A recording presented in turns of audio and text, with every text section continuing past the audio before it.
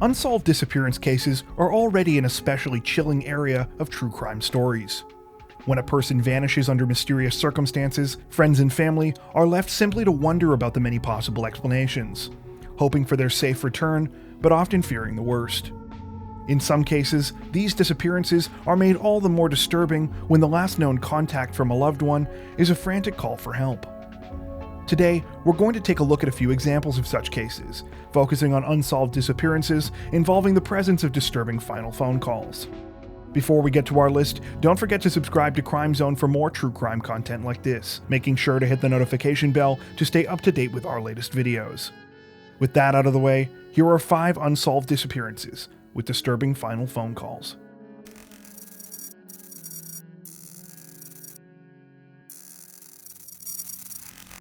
On February 19, 1983, 10-year-old Joanne Pedersen was left with her 11-year-old sister and a 14-year-old cousin, while her parents went out for the day. The 3 girls spent the afternoon at a local mall in Chilliwack, British Columbia, before heading home early in the evening. At some point on their walk home, Joanne and her sister got into an argument, prompting her sister and cousin to run ahead and lock her out of the house as part of a childish prank. The night was cold and rainy, and after a sobbing Joanne pounded on the door for some time, she decided to walk into town to try and find a phone. At around 8 p.m., she called her parents from a public payphone located outside the local penny pincher convenience store. Joanne was able to get in touch with her stepfather and told him that she needed to be picked up. Her stepfather said that they would come and get her immediately, passing the phone to her mother in an attempt to calm the crying girl down. However, when Joanne's mother picked up the phone, she did not hear her daughter. Instead, she heard the sound of crackling and scratching coming from the other end of the line, followed by the voice of an irritated man.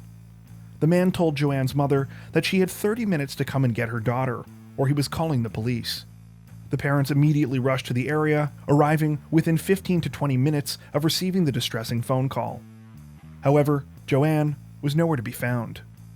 Witnesses would later report seeing Joanne at the phone booth with a Caucasian man between the ages of 20 and 30, approximately 5'7" in height, clean-shaven, and wearing a dark jacket. Others also reported seeing a man and a child in a cream-colored car with a blue roof, driving away from the convenience store that night.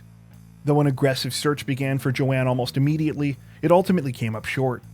The police interviewed almost everyone who had passed through the convenience store on the night Joanne went missing, but this produced no more information about the mysterious man. More than 35 years later, the disappearance of Joanne Pedersen remains a tragic mystery. Her family still holds out hope that she is alive, and that the case may someday be solved.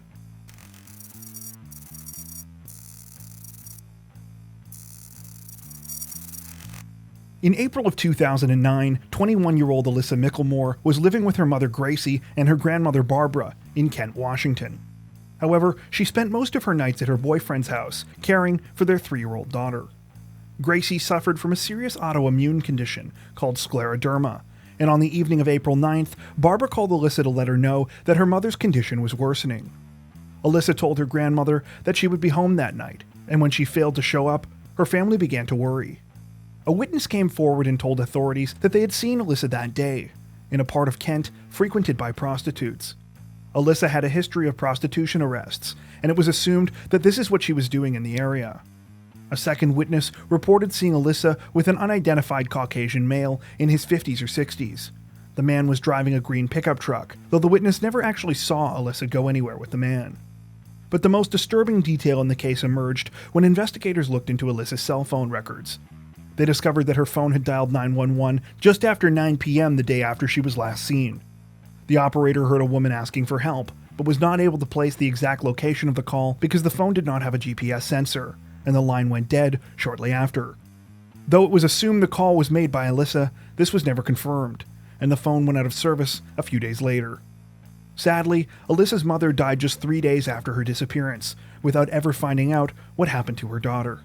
Investigators have likewise failed to solve the case, and Alyssa's family is still searching for answers.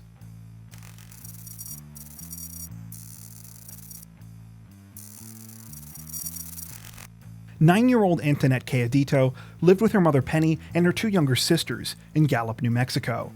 On the night of April 5, 1986, Penny left her girls with a babysitter to meet up with friends at a local bar. When she returned shortly after midnight, she sent the babysitter home and promptly fell asleep. According to Anthonette's sister Wendy, at around 3 a.m., there was a knock at the door.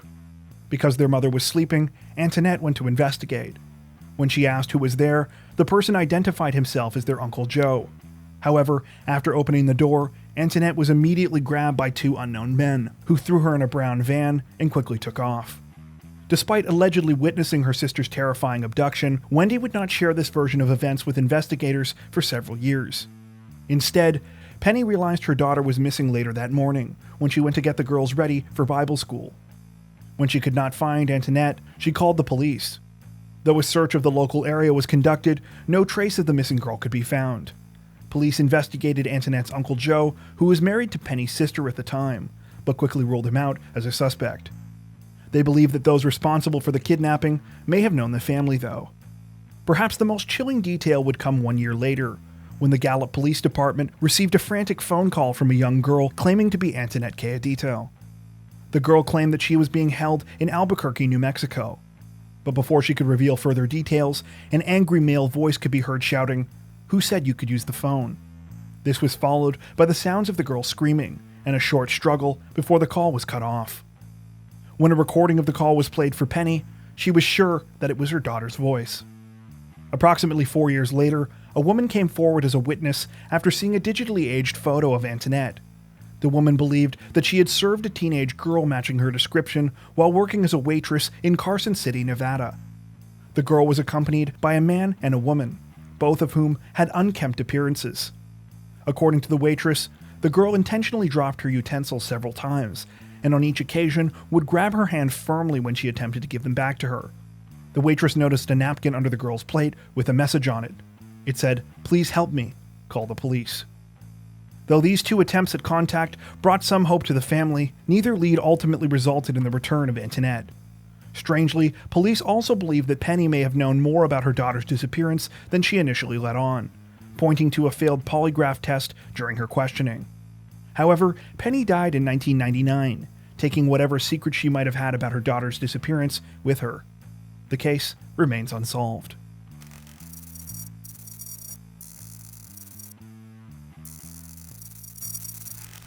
On the night of May 13, 2008, 19-year-old Brandon Swanson was celebrating the end of the spring semester with fellow students on the Canby campus of Minnesota West Community and Technical College. Just before 2 a.m., Brandon accidentally drove his car into a ditch while on his way home.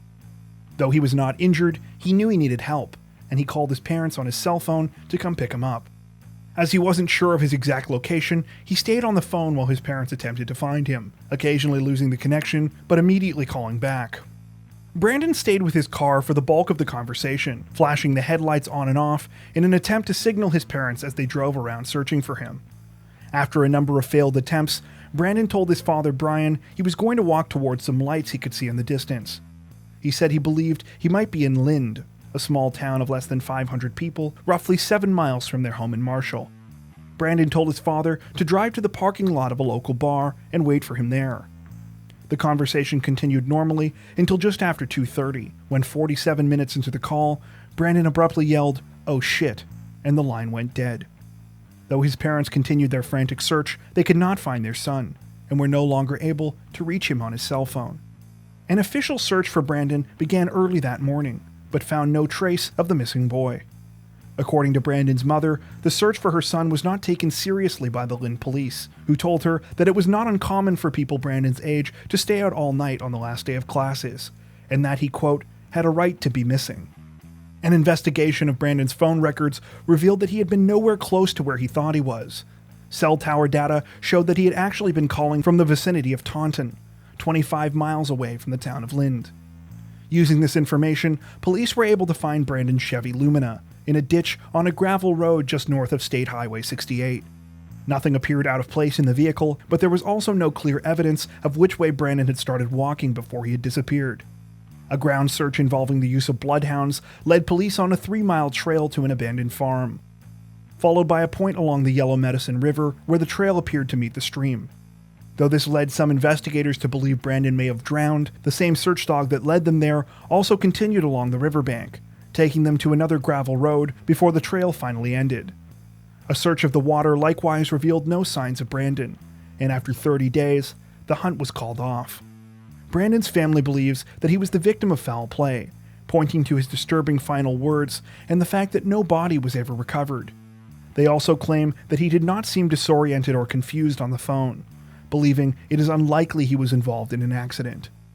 Brandon Swanson has not been seen or heard from since the night of that final disturbing phone call.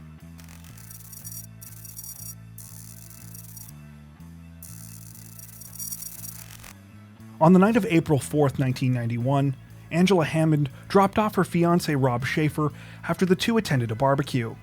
The couple planned to meet back up after Rob's mother returned home from work, and in the meantime, Angela went to see a friend. Shortly after 11 p.m., Angela called Rob from a payphone 7 blocks from his house in Clinton, Missouri. The booth was located in a parking lot outside the Food Barn store in the center of town. Angela had called to tell Rob that she was too tired to meet up and that she was going to go home for the night instead. During the call, she also mentioned that there was a suspicious person nearby. She described him as a filthy bearded man and said that he had been circling the parking lot in an old green pickup truck with a picture of a fish jumping out of the water on the back window. The man had driven around for some time before getting out with a flashlight and appearing to look for something. According to Rob, Angela asked the man if he needed to use the phone, and heard him reply that she could finish her conversation and that he'd try again in a minute. Moments later, he heard a scream, and the line went dead. Rob immediately jumped in his car and began driving to the phone booth, alarmed by what he had just heard. When he arrived on a road near the payphone, he spotted the perpetrator's truck speeding in the opposite direction. He said that he quickly threw his car in reverse, damaging the transmission. Though he attempted to follow the green pickup truck, his car gave out just a short while later, and the truck sped away. Police immediately began a search for Angela, checking hundreds of trucks for the unique description Rob had provided. With few other leads in the case and no success finding the mysterious abductor, investigators began to grow suspicious of Rob's story. However, this theory was later dropped when 2 witnesses came forward, confirming the presence of the suspicious man in the parking lot near the payphones around the time of Angela's disappearance. Rob also passed a polygraph test when questioned about his version of events. There have been no major breaks in the chilling kidnapping in the years since, though some suspect that Angela's disappearance may be linked to another case involving a convenience store worker named Cheryl Kenny. Cheryl went missing just 2 months before Angela, and is also believed to have been abducted from a parking lot. Neither case has been solved. That brings us to the end of our list.